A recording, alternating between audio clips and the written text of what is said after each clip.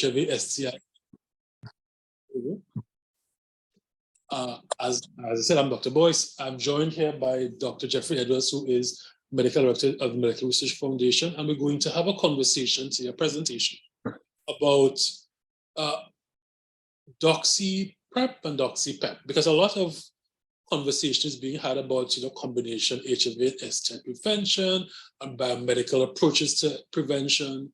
Well, these were two topics that came out of some recent research conference that I thought was interesting in terms of the parallels between HIV PrEP and STI PrEP. What was actually found? Is it possible way forward? Because we know we all have patients we can think of who tell us they don't want to use condoms, all sorts of things. So what else is available?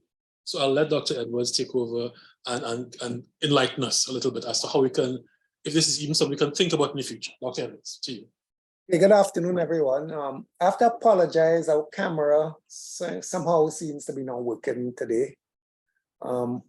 So the topic today is STI prophylaxis, Doxy-PEP or Doxy-PrEP. I'll give a quick overview of the STIs, and then we'll talk a bit about Doxy-PrEP and Doxy-PrEP and how useful they are. Okay, so next slide. All right, so gonorrhea. So gonorrhea is a condition of being infected with the gram-negative Diplococcus Neisseria gonorrhea. And the sites of infections are the mucous membranes of the urethra, the endocervix, that's the womb, the mouth of the womb, the rectum, the pharynx, and conjunctiva. Transmission is usually by direct inoculation of infected secretions from one mucous membrane to another. So direct contact. Next one. And here you can see a patient with a penile discharge. We usually use the lab to diagnose it. Next one. When we do a gram stain, you can see the gram-negative intracellular diplococci. So that tells us it's gonorrhea. You can also culture it. And we also have a PCR, a nucleic acid amplification that can diagnose gonorrhea.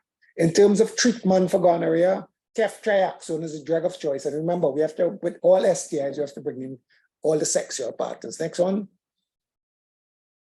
So this patient had a discharge and touched his eye, and you can see he has a conjunctivitis. So you can see the discharge from the eye too. So gonorrhea by direct contact.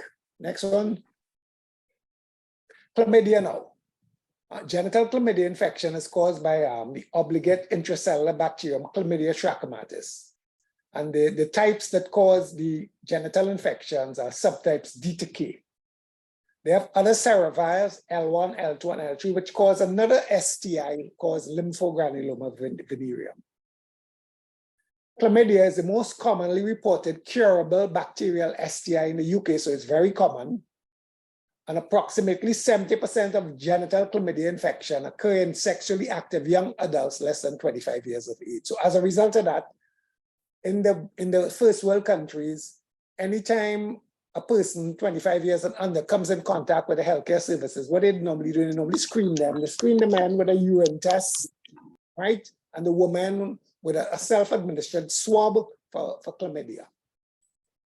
Most of the chlamydia infections tend to be asymptomatic. And so people have chlamydia, they walk around with it, they don't know they have it, and then develop all these complications. Next one. In this one, you can see the chlamydia infection. You may get a little discharge. You can see this kind of watery discharge. You mightn't think anything about it. When you do the swab, you can see the pus cells, but there are no organisms. So this is a non-gonococcal urethritis. We normally diagnose chlamydia by, we have this nucleic acid amplification. So we do a swab, or we could do a urine test, and we could do a PCR of it. Treatment for chlamydia quite easy. We either give Doxycycline 100 milligrams twice a day for a week, or we could use azithromycin, 2 tablets as 1 gram, a one-shot thing. And as I said, with all sexually transmitted infections, you have to treat all sexual partners. Next one. The other big STI is syphilis, which is caused by the organism Treponema pallidum. Again, how is it transmitted? It can be transmitted sexually, can be transmitted from person to person via direct contact. So I've seen patients who had syphilis on the mouth, they might kiss somebody in the breast, and the person got a syphilis lesion on the breast, So it can be transmitted, or you easily from direct contact. Syphilis can also be transmitted from mother to child, so there's congenital syphilis. And of course, it can be transmitted by blood transfusion. So we screen all our bloods for syphilis. Next one, in terms of diagnosis, so you see the ulcer usually, so the other two, gonorrhea and chlamydia causes a discharge, syphilis causes an ulcer. And what we do is you can abrade the ulcer, put a fluid, collect some fluid, put it on a slide, do dark field microscopy. All right, that's examination. Or you can screen the blood, do some blood tests. You can do the VDRL and then confirm it with a treponemal test, a treponemal pallidum particle agglutination. All right, so again, syphilis, we can cure syphilis. Penicillin, benzathine, long-acting penicillin cures syphilis. And again, bringing all sexual partners. Next one. Now, remember I told you the syphilis ulcer tends to be painless. So some people may just neglect it and then syphilis don't go away. What you can get is a skin rash all over the body. So any patient you see with an asymptomatic skin rash, because syphilis is called a great imitator, the rash can look like anything, screen them for syphilis. So this rash, this patient had no symptoms, screened for syphilis and was positive. The rash can affect any part of the body. Next one. If it involves the palms and soles, great, you can get a diagnosis because few things affect the palms and soles. So if you see lesions on the palms and soles, think syphilis until proven otherwise, but syphilis don't have to affect the palms and soles. Next one. Syphilis could present with alopecia or hair loss. So I had patients coming to me with just patchy hair loss and they say, "Doc, I'm losing my hair. So let me screen you for syphilis," and happen to be syphilis, all right?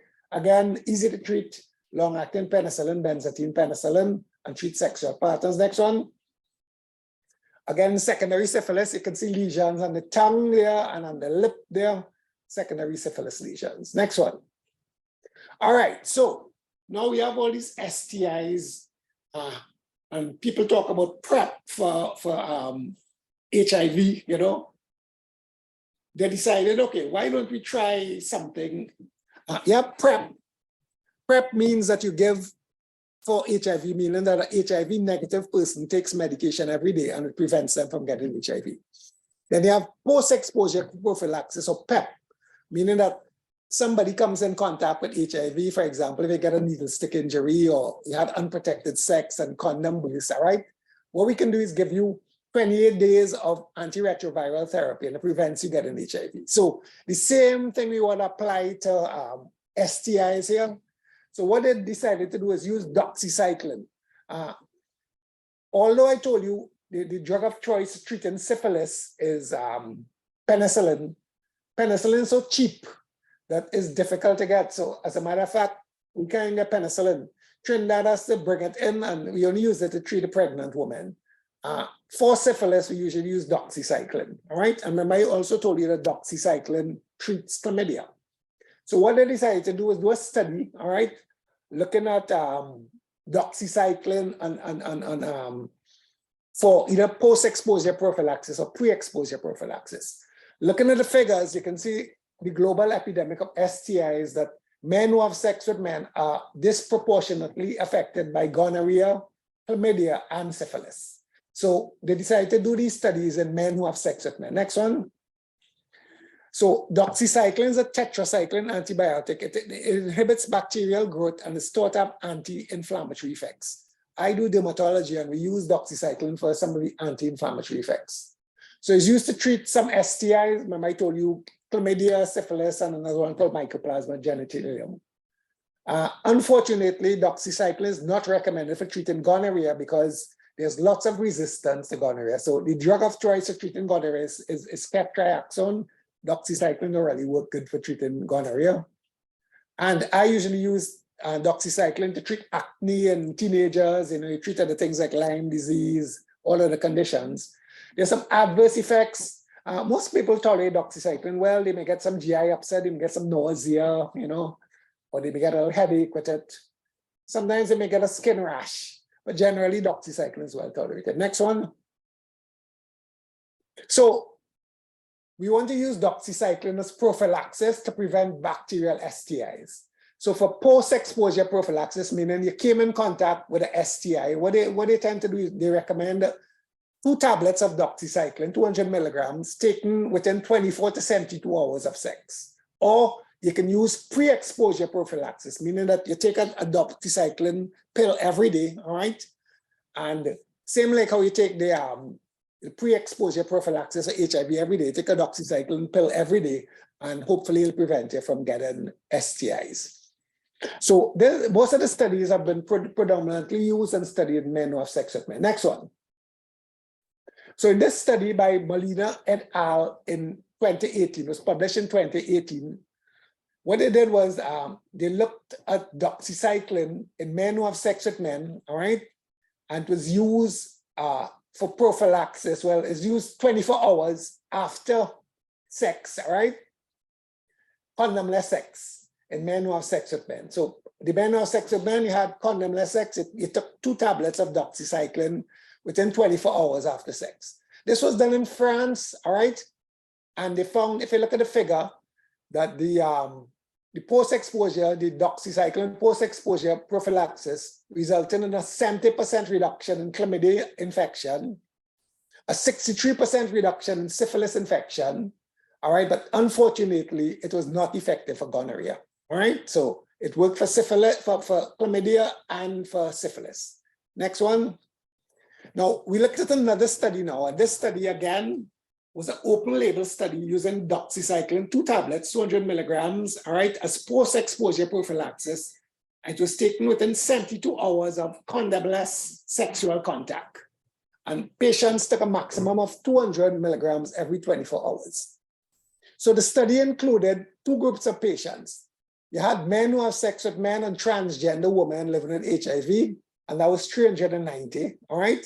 And then you had men who have sex with men and who were on HIV prophylaxis, HIV post-exposure, pre-exposure prophylaxis. So these were HIV negative men.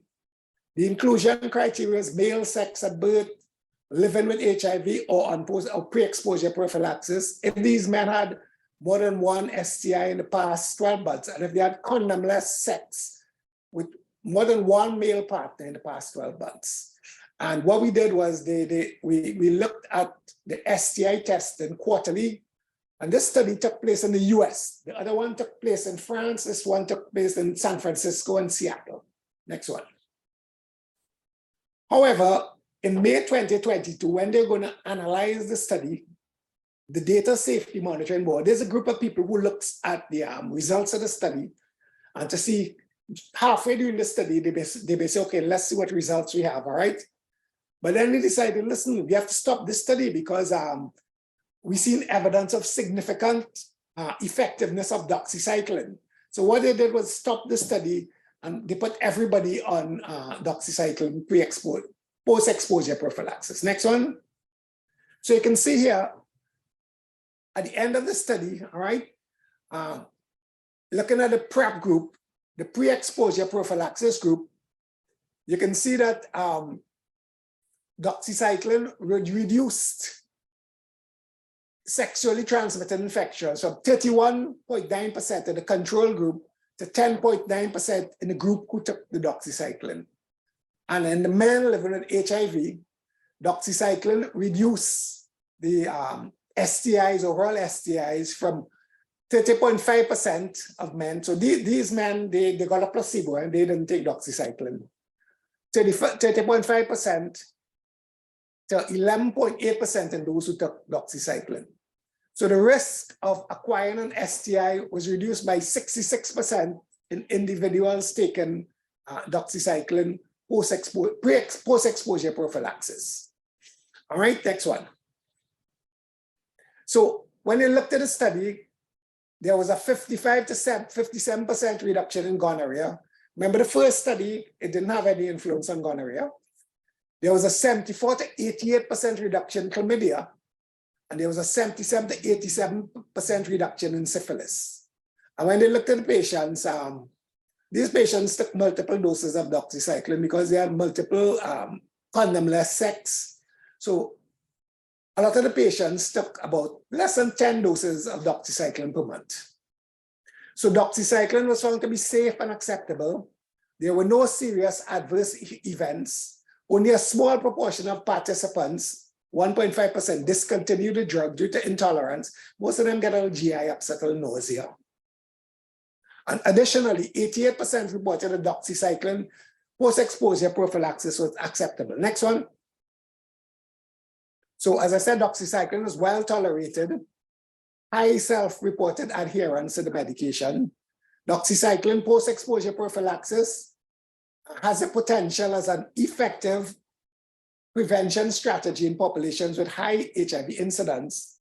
So larger studies and ongoing surveillance are needed in doxycycline post-exposure prophylaxis users to assess the impact on tetracycline resistance development, because people are concerned that, you know, taking this antibiotic every day, would you eventually develop tetracycline resistance? Next one. So Lutkamaya, all right, et al. Suggested, we didn't miss something. Oh yeah, so go back again. Go back one more, right? One more. Right, so this study was done by Lutkamaya et al. In the USA. All right, so go ahead and go forward now. Right, so Lutkamaya et al. Suggested that a reduction in gonorrhea among individuals in the doxycycline post-exposure arm, all right, is a finding which is different from what Molina et al. Found in France. Remember I told you Molina et al., there was no effect on gonorrhea, whereas the study in the USA showed that there was a reduction in the incidence of gonorrhea, right, when the people who took the doxycycline. When they looked at the prevalence of tetracycline resistance to gonorrhea, it was about 20% in the US, but in France it was much higher. The proportion of gonorrhea isolates, all right, resistant to tetracycline was 56% in France in 2014 and 64% in 2016. At the conference 2023 CROI, additional data from the Doxy-PEP study, all right, was presented by Lutkamaya et al., who found no marked increase in doxycycline resistance against gonorrhea. So it showed that in the US anyway, there was no marked resistance against gonorrhea. Next one. Now I'm going to show you the final study now. This is a PrEP study. This is pre-exposure prophylaxis study.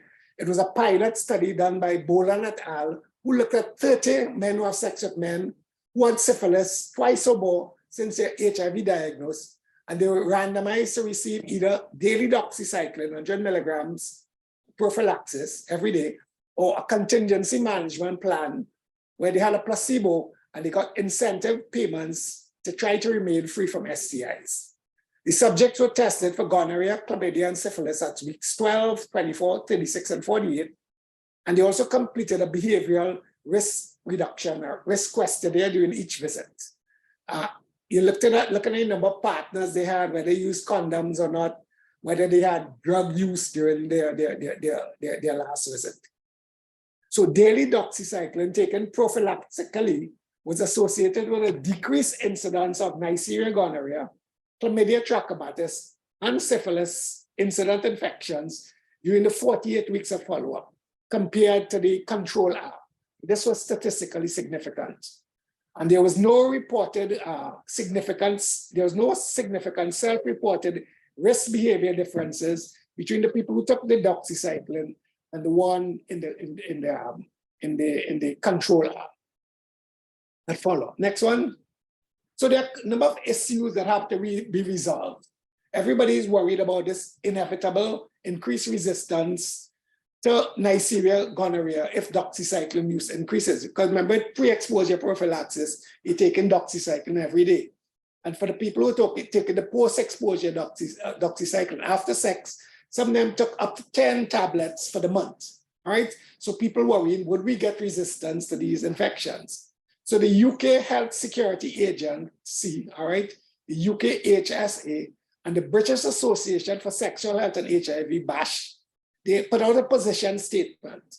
So the statement said it remains the case that doxycycline taken as post-exposure prophylaxis or pre-exposure prophylaxis for STI is not endorsed by either the British Association for Sexual Health and HIV or the UK Security Agency, Health Security Agency. The CDC put out a statement saying that further review of data presented and potentially additional analyses will be needed to develop clinical guidance on the safe an effective use of this strategy for bacterial STI prevention among gay, bisexual men and transgender women. So the CDC recommends further analysis and further studies before they could actually recommend it. Next one. However, in October 2022, the San Francisco Department of Public Health in California recommended that doxycycline can be used as post-exposure prophylaxis for cisgender men and transgender women, one, who had a bacterial STI in the past year, and two, who report condomless anal sex or oral sexual contact with greater than one cisgender males or transgender females within the past year. So although in the UK, they haven't recommended doxycycline for prophylaxis or STIs, and the CDC needs more data, the San Francisco Department of Public Health has recommended doxycycline to be used in those two instances there. All right, so I think I'll stop there now, and if there are any questions, feel free to ask. Thanks, Dr. Edwards, for that, as usual, very entertaining and informative presentation. I will open the floor to any questions. If you can raise your hand, unmute and ask a question. Or if you can't unmute where you are, feel free to type in the chat box in the meantime. I will just put one quick question. I noticed that in the PrEP study, you said there was no difference in risk behavior. Right, yeah. In that study. Right, so meaning that they had the same risk, same number of condomless anal sex, with partners. Do you think that is a culture-specific thing? Because the concern, as always, and that's partly rationale why we don't have HIV PrEP in Trinidad, that there will be this risk compensation that you're taking something to prevent STIs. So you don't know. I know, but with the U equal to U undetectable, I mean untransmissible, people are taking a risk anyway out there. So a lot of people are going out there and having unprotected sex. So I think we should probably implement PrEP in Trinidad. So I think the risk behavior is there. Risk of getting HIV, because a lot of people is on therapy, and with suppressed viral loads, not there, but we see a lot of STIs, in men who have sex with men. So I think the risk behavior is there because early in the HIV epidemic, when they had no treatment for HIV and everybody was scared of HIV, everybody used condoms and, reduced their risks. But no, because when you have a suppressed viral load, you no longer transmit HIV, the risk behavior has increased.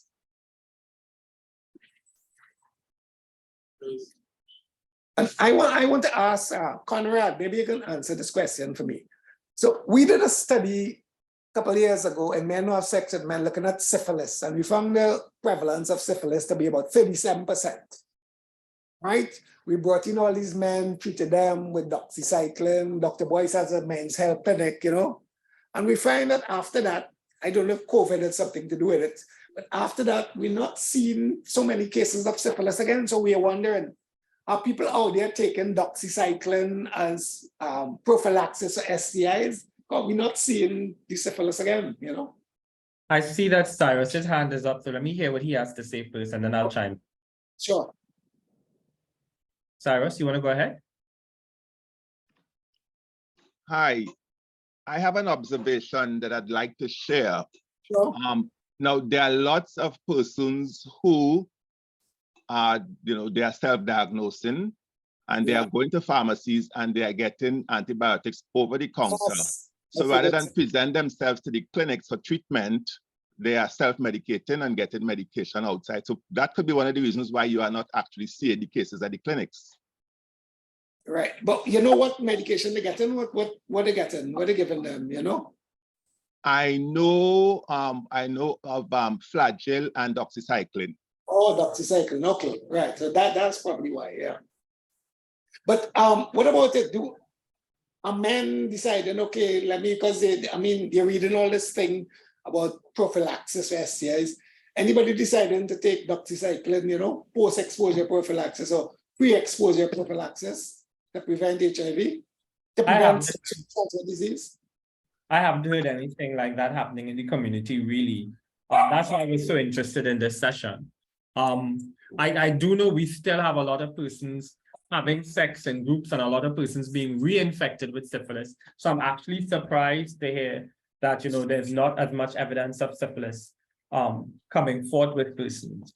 I can't think of anything that might actually cause that. I think what Cyrus has intimated is a really good possibility though. And maybe that's what we have to look at. Maybe it's that. Persons going in and self-medicating. I haven't heard of anything else. Likewise, because they can easily access the drugs over the counter, they are stockpiling them and using them in situations of pre and post sex. Right, yeah. Dr. Boyce and I were discussing it, and we were really thinking something like that was happening. Yeah. And that would be a possibility for what the community would do. Because if something is known to be working, then persons will tend to stockpile. So yeah, that's a really good observation, Cyrus. Let me just piggyback on that back to you, Dr. Edwards. Our senior pharmacist, now general manager, also here, so I want to piggyback with you as well.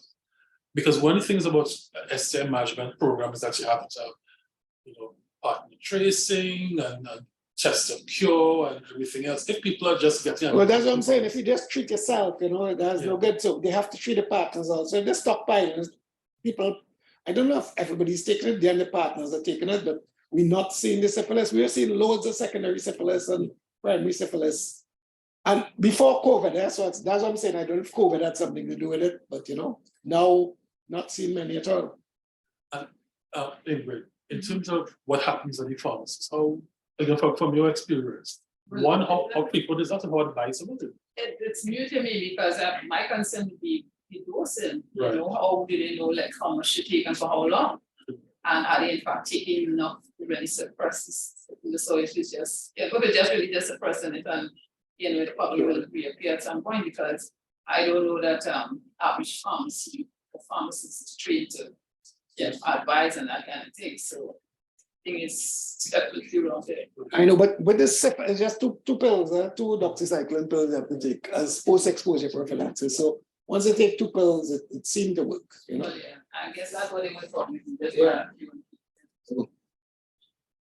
And there's also a lot of networking that is taking place within the community.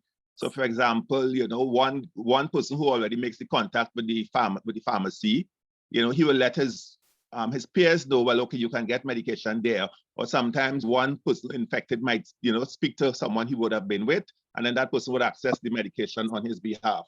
So that is what is taking place. Right. So we should actually try and conduct a study again now, you know, to see a couple of years later, you know, ask some questions to see what's the prevalence of syphilis, number one, and number two, what types of behaviors resulted in it, if they're really stockpiling it or going to pharmacies or even ordering it on the internet, you know. Yeah. Thanks a lot, Cyrus, for that.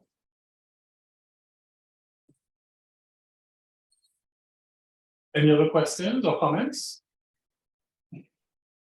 Hi, good afternoon. Randy here from Tobago.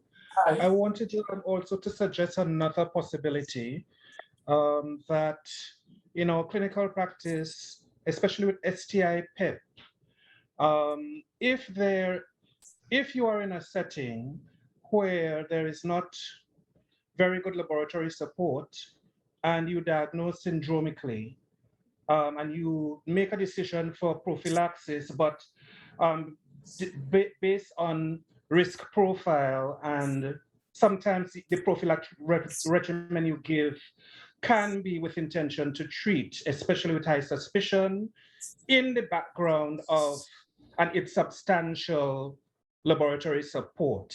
So for example, I know that in Tobago, I had noticed when I started at THPC, most STI that is treated syndromically is these patients are given doxycycline, right? So I just want to, you know, that could be also a factor or a domain to consider regarding the apparent decline in either prevalence or incidence of syphilis. I don't know what anybody else thinks. Yeah, syndromic treatment, yeah, correct. And as Cyrus said, they go to the pharmacy, they get Flagyl and doxycycline, you know. Yeah. Okay, thank you. Thanks a lot, Randy. Yeah.